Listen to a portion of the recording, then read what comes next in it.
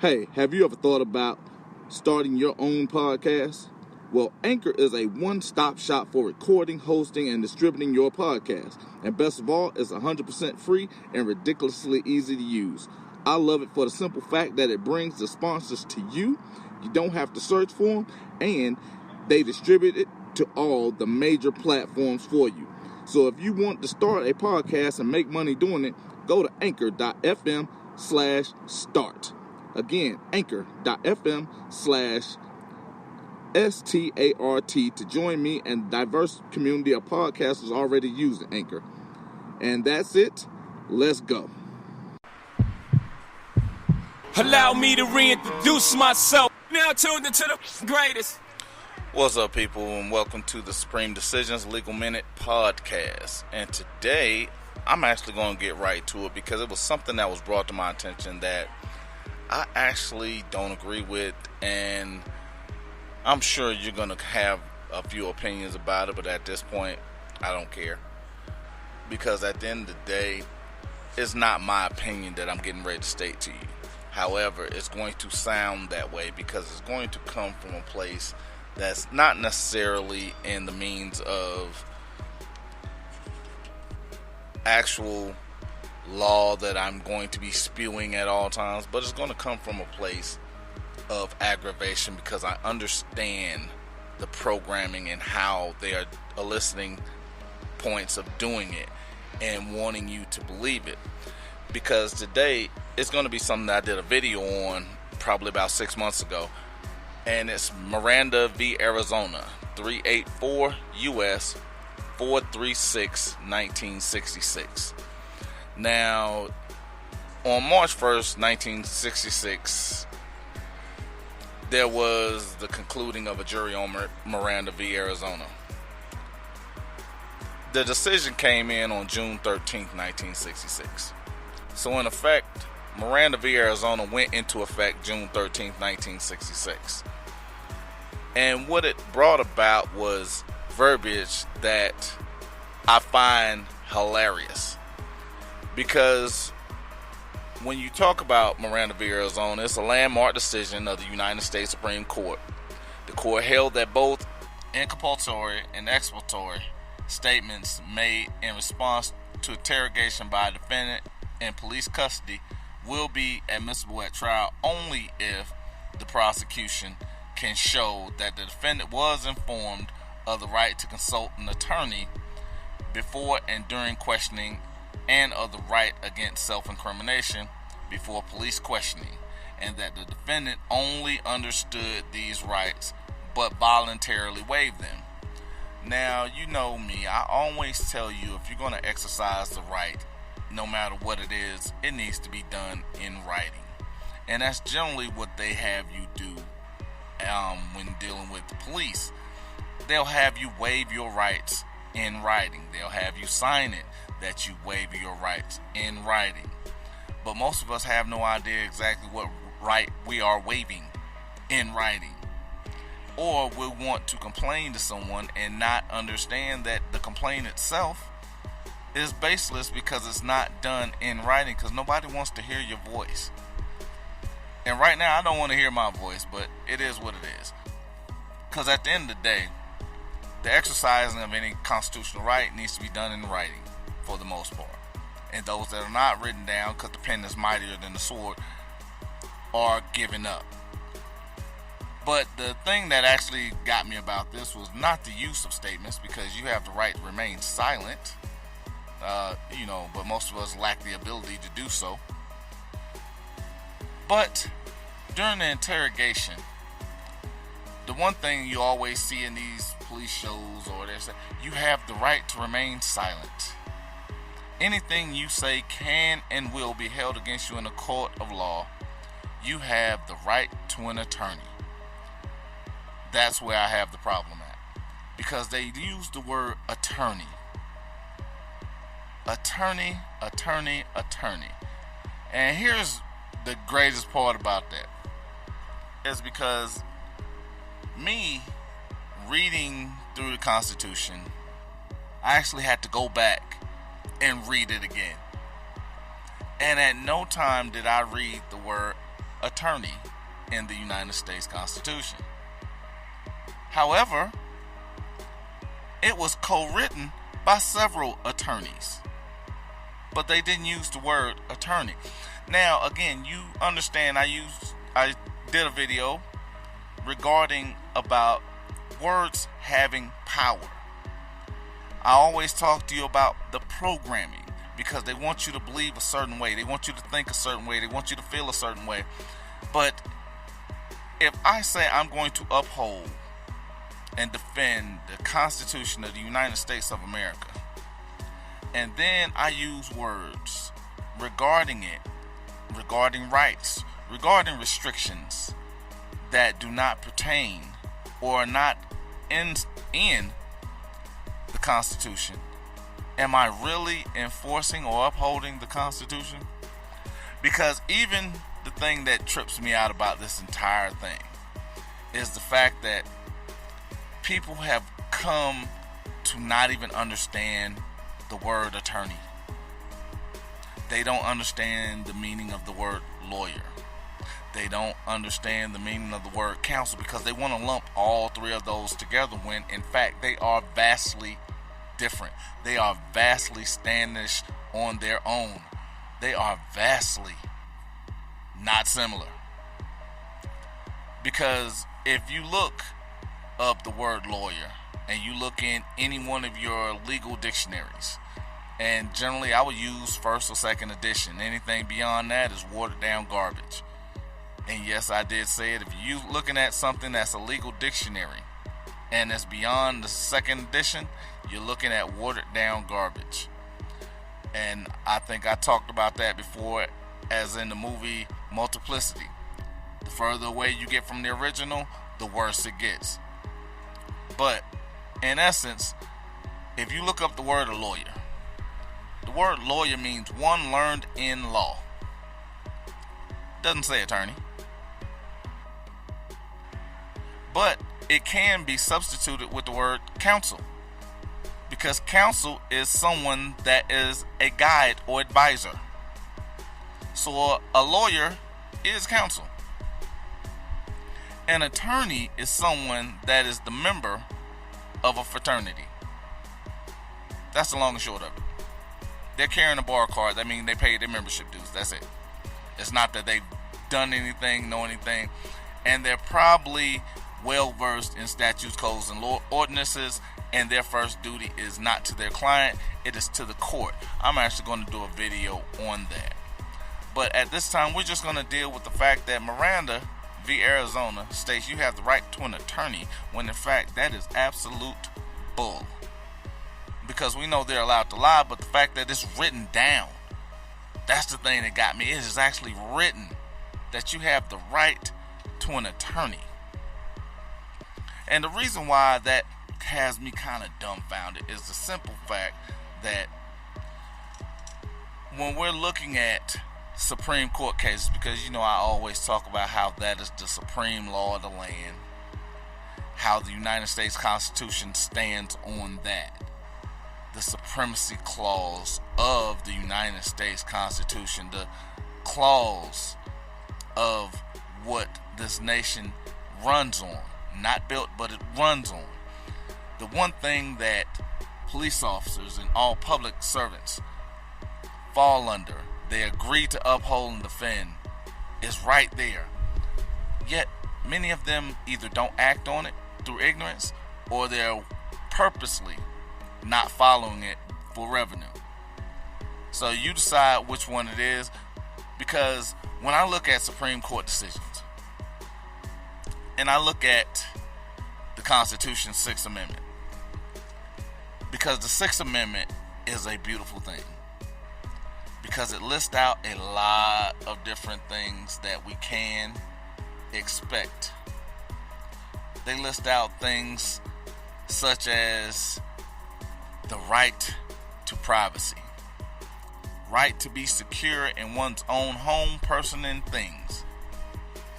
But the one thing that actually is beautiful to me is the part of the Sixth Amendment that says to be confronted with the witnesses against him. Because you know me, I always talk about the act of confrontation. Because we're in an adversarial system. But when we're talking about this instance of attorney, we're talking someone that is there as an advisor. Someone that gives us direction. But the Sixth Amendment just states, and to have the assistance of counsel for his defense. Why didn't it say the assistance of an attorney or the right to an attorney? It just simply says have the assistance of counsel. Why? It's because we are our own people. We have the right to defend on our own. We also have the right to the choice of counsel, not the quality. Because we have to make a decision whose hands we're going to put our lives in if we don't know any better. That's our choice, not someone else's. And many of you can be like, oh, well, I got a public defender, or I was given a public defender. It's your choice, because at the end of the day, that public defender is just that, a defender of the public. And what they need to understand is the fact that as a public defender, they are a guide. They are an employee. They must work on your direction or discretion. And Gideon B. Wainwright, 1963, 372 U.S. 335. The right of an indigent defendant in a criminal case to have the assistance of counsel is a fundamental right guaranteed by the Sixth Amendment and 14th Amendments. And the reason why I read it like that is because understanding this is a war on the poor. They're going after those that can barely make it by. The reason they're going after those that can barely make it by is because those are the ones that are most inconvenienced. And if they're able to pay, they pay. Why? Because they don't want to deal with the inconvenience. They're easily intimidated. Because the thing is, they're worrying about losing their job. Because remember I told you 80% of America is living paycheck to paycheck. Well, we're going to stop all these extra noises in a little bit, but if you're living paycheck to paycheck, the one thing you don't want to do is lose a paycheck. Because if you lose a paycheck, guess what? Now you become something that you don't want to be, which is instead of a working, productive citizen, you have to resort to something that may be a little against the law, which means you might have to do things that are not above board, let's call it that way. And if you're kind of controlled in that sense, they can generate revenue from it. They know you're not going to fight back. They know you're not going to question it. They know that you don't have time. They know you won't make time. Because they understand this is chess, not checkers. And making moves that are king moves is the one thing that allows the revenue engine to keep rolling. Because if I keep you just above broke, because that's what the job is, just above broke, or just over broke, I control everything that you do around broke. Because once you go broke, you become a criminal. You become the person we're looking for. But the second you're not, that's when we have a problem with it. We're going to give you all this free information where you can go out and get the education that you need, but I'm going to make sure that you don't understand what you're looking at. I'm going to make sure that you're actually struggling to even absorb what's going on because you're just over broke. Now, whenever I use the word attorney, I'm not using it as the pretext of something that is wonderful or great. Because, again, they're actors in concert with the judicial system itself. Very seldom unless they are actually defense attorneys. Are they very good? Because one thing people don't understand is defense attorneys are those that fight the system.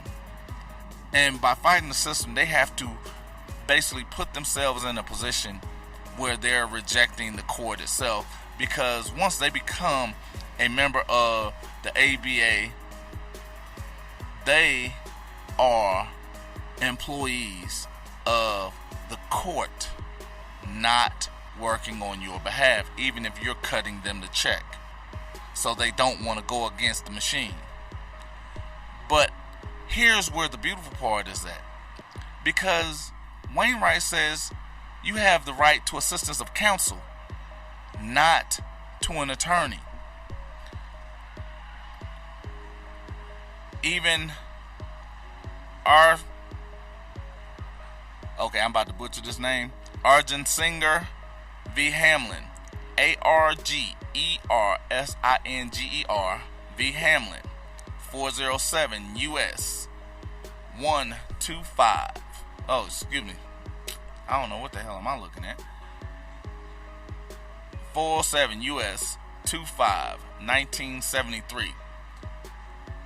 An indigent's right to appointed counsel does not turn on whether the offense it charged is a misdemeanor or a felony. Counsel must be furnished if the accused faces the loss of liberty. Now again, we understand the word must, but again, we hear the word counsel, not attorney. Now, we have attorney in Miranda because you have the right to an attorney. But in these couple of cases I've given you, they use the word counsel and not attorney. Why is that? Why are they programming you to get an attorney, get an attorney, get an attorney, get an attorney, get an attorney, get an attorney, get an attorney, get an attorney, get an attorney? When in all of their decision, or in the majority of their decisions, can't say all, the majority of their decision, appointed counsel, appointed counsel, appointed counsel, appointed counsel, appointed counsel, appointed counsel. Because here's the greatest part about that. Chandler v. Freitag, 348 U.S. 3, 1954.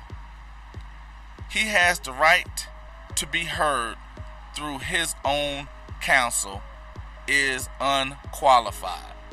Now again, when I talked about my people that love to go to these law dictionaries, and again, first or second edition. But if we go into a first edition Black's Law Dictionary, or in a first edition Boevel, or in a first edition Ballantine, unqualified reads as unrestricted. So now if I implement unrestricted, he has the right to be heard through his own counsel unrestricted. So that means I can choose what I want. Why? Because the Constitution safeguards one's choice of counsel, but not the quality of counsel, which is why a lot of these garbage ass public defenders have 100, 200, 300 cases, and they only spend an hour on a case, although the bare minimum for a case is 100 hours, and they have no idea what's going on because they're not working on your behalf. They're not working towards your benefit. They're not giving a shit about guilt or innocence. They're worried about revenue generation and their loyalty to the court. And at the end of the day, the role of an appointed counsel is strictly in advisory capacity. Because even United States versus Gonzalez-Lopez deals with the choice of counsel, not attorney. Because when we're talking about those rights and those reasons, even in the understanding that a state cannot exclude a person from the practice of law or from any other occupation in a manner or for reasons that contravene the due process or equal protection clause of the 14th Amendment. Whether the practice of law is a right or a privilege need not be determined. It is a matter of it's not a matter of the state's grace, and a person cannot be barred except for valid reasons. And that's Schware, Schware versus Board of Bar Examiners 353 U.S. 232 1957. Because you also have something that I talked about, because the selective incorporation doctrine makes federal law implemented to the states through the 14th Amendment, and they have this thing called next friend. Oh, in some cases, jailhouse lawyer. Because the qualifications are that are, to me, hilarious. Because what most people don't even understand is a person who represents another person who is under disability or otherwise unable to maintain a suit on his or her own behalf and does not have a legal guardian. Because that is the jailhouse lawyer, because a legal lack of knowledge of law and procedure qualifies as a disability and the inability to maintain a suit on your own. So guess what happens? You go to jail, you get a jailhouse lawyer. Why? Because all they do is sit down and read. They get access to the law library, get to do their thing like that. And the person that they represent is at a legal disability because they have a legal lack of knowledge of law. And the great part about that, especially for someone like myself, is the fact that 90% of Americans have a legal lack of actual law. That includes those that have gone to schools such as Princeton, Harvard, Cal Berkeley, Cornell, because they're studying specifics. Most of them are then transitioned into studying statutes, codes, and ordinances. So the actual application of law leaves them. Now, am I saying that the majority of the people that graduate from these prestigious colleges don't have a law? No. Understand, it's still a small number, because if I say 500 graduated from Harvard, 300 graduated from Princeton and Yale, and another 700 graduated from Cal Berkeley, that's not even close to 1%. So, yeah, I say it's safe to say that there are a good bunch of people that are graduating with the knowledge that's necessary for them to be proficient in the practice of law. But when you're talking about the totality of Americans that are supposedly set to know the law once they become of age, because, you know, you're supposed to know right from wrong because that's what you were taught. But if you don't know what's right and what is wrong, and you're not liable because you're crazy, is that still law? Is that something else? Because at the end of the day,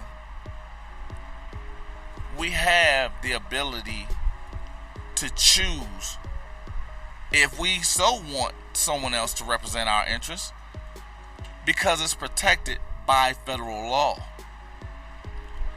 And the second part is, you are above the age of 18 and considered an adult, so have no legal guardian, but choose to exercise your legal right to counsel, not an attorney, of your choice, because the Sixth Amendment protects your choice of counsel, not the quality. Because at the end of the day, when you're choosing a next friend, there are guidelines for that. And the biggest guideline is the lack of legal knowledge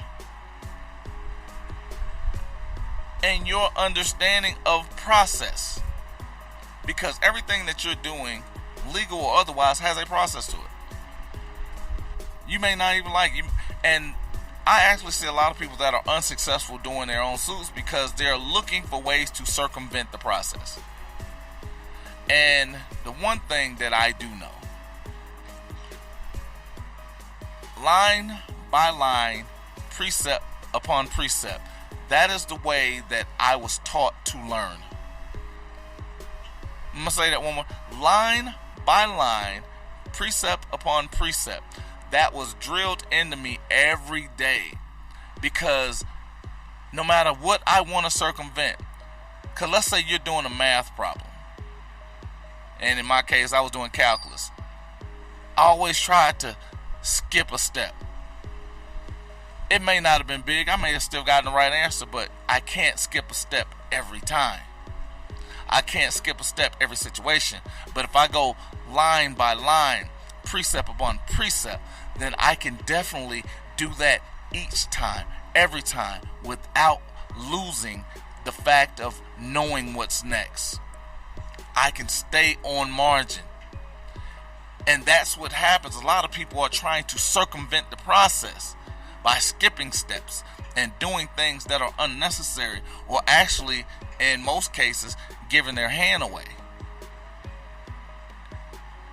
And what you need to do is figure out what it is that you're trying to do. But that becomes something that is learned in law. That's something that is necessary when you are trying to get to a different position. But it's knowing what the process is in advance. And then you will forego your appeal agreement of ineffectiveness of counsel because of not choosing a bar card carrying attorney to represent your interests in that singular matter. Because when you're choosing, it doesn't matter. Because if you make a choice and they don't follow your guides, well, guess what? That's your choice. It's on you. That's your responsibility. Choosing an attorney is one way to kind of skate our own responsibility. And that is the one thing that this country is built on. People skating responsibility. They don't want the responsibility of the actions of themselves. And the thing is that what we're supposed to be here for? Aren't we supposed to be self-reliant, self-sufficient? Are we supposed to be waiting on somebody else to do something for us? Are we supposed to be sitting here and actually wondering the best course of action, or we're allowing somebody else to do that for us because we can't think for ourselves, because we need guidance, because we need something else to persuade us for the most part, or put us in a direction that we have no idea what it is. And understanding, lastly, that this is not an attempt to circumvent the judicial limitations of Article 3 to which the court is operating. The next rent is only acting as a mouthpiece for the real party of interest. And guess what that sounds like? An attorney. Because at the end of the day, what is it that an attorney does? Because they're your employee. Because you're handing them money. Because your boss, when you go to work, hands you your paycheck for doing work. That's what an attorney is. Because a next rent is only a mouthpiece. They're there to say what you are looking to be said. And then we look at a case that actually kind of puts a couple things in perspective. And what I'm going to give you with this is understand, I'm going to give you a little bit more Latin too. But the case or the matter of next friend is the entire regiment of what this is, because again, it's choice. But under that choice, it's something that is built into this country. And then it's King versus McLean Asylum. This is an 1894 case. 1894. Because this was an issue. Because anybody that knows me or have listened to me for any time know one of my favorite people was Abraham Lincoln. And not because, oh, he freed the slave. No, we ain't even gonna talk about that. But Abraham Lincoln was a next friend. He was a jailhouse lawyer. He represented those that needed legal assistance. And he never had a bar card. I'm going to say that one more time. He represented the interests of others and did not have a bar card. He did it in court. He didn't have a bar card. And the whole thing was, he had an understanding. But at the end of the day, he went out and did something. Because he understood even then, the system was flawed. People needed an option. They needed a choice, and they chose him. And when you talk about King versus McLean Asylum, stating that in favor of liberty, the court should admit the next friend, and that the aid of a next friend is necessary for the protection of those who, on account of the rigorous nature of their detention or their mental ability, are incapable of acting for themselves. And the rule that next friends must establish that they act for the benefit of the real parties and interests and not merely to promote their own causes. And that line discussing the rule, the next friends must establish that they are acting on the benefit of the real parties and interests and not merely to promote their own cases. The whole thing is, you have a lot of attorneys that do just that. They don't give a shit about the person that they're representing. They don't care nothing about what they're talking about. All they care about is promoting their cause. And at the end of the day, you want someone that cares for you. Whenever myself and Alicia went into our racketeering trial, my grandmother pled with me, get an attorney. Get an attorney. Damn it, get an attorney. And I told her, I was like, Grand Meezy, I love you. I said, but the problem is, me getting an attorney, no one loves me more than I love me. No one's going to act in a means that I need them to act. Because no one cares more than I do about me. And the whole thing was, when we won, because when I walked out the door, I was expecting her to be boo-hooing and expecting to not see me ever again in life and all kind of foolishness. But at the end of the day, she smiled. And she said, I'll see you when you get back next week. That was the confidence that I needed. That was the show that I needed walking out that door. And at the end of the day, I had a choice to get an attorney. I had a choice to accept a public defender. Alicia had that same exact choice. He chose otherwise. And we went in there and did what nobody expected us to do, because we behaved in a manner nobody expected us to behave, because they did not understand that we went line by line, precept upon precept. And that was the one thing Alicia would preach to me every day. Line by line, precept upon precept, because there is an order and a right way to do each and everything that we're doing. Because even Worth v. Sheldon, 422 U.S. 490, 1975. Exceptions to this rule have evolved, and the Supreme Court has set out rules for allowing third-party claims. To properly bring such a claim on behalf of third parties, a litigant must demonstrate that she has suffered a concrete redressable injury. Because you remember, when we're talking about standing, it has to be someone that was injured. You know, the injured party. You know, the first part of corpus delicti, body of the crime. She has a close retention or relation with the third party. And basically, you have to know the person that you're dealing with. That's why it's called friend. Everybody that you deal with is not your friend. So everybody that you represent can't be your friend. and there is some hindrance to the third party ability to protect his or her own interests. And again, when we talk about hindrances, we're talking about things such as a legal lack of knowledge of law and procedure qualifies as a disability and the inability to maintain a suit on one's own behalf. Because that was even re-edified in Edmondson v. Leesville Concrete Company, 500 U.S. 614, 1991. Because at the end of the day, we have the ability to make conscious choices on our own behalf. Because even Whitmore v. Arkansas, 495 U.S. 149, 1990, held that the 8th and 14th Amendment do not require a mandatory appellate review of death row cases, that individuals cannot file cases as next friend without a prior relationship to the appellant.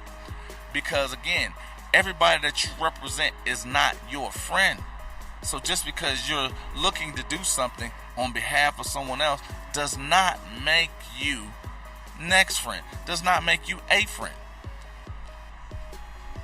And the biggest part of that, those are the only two requirements, that you actually know them.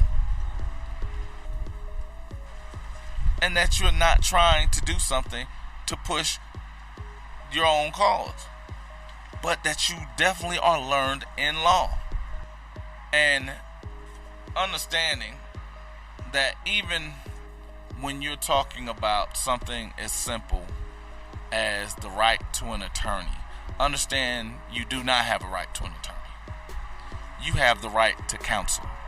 You have the right to qualified counsel. You have the right to be represented by those that you choose to represent your interests. And no one at the state level can stop that. Why? Because the state does not grant rights. The state cannot take rights away.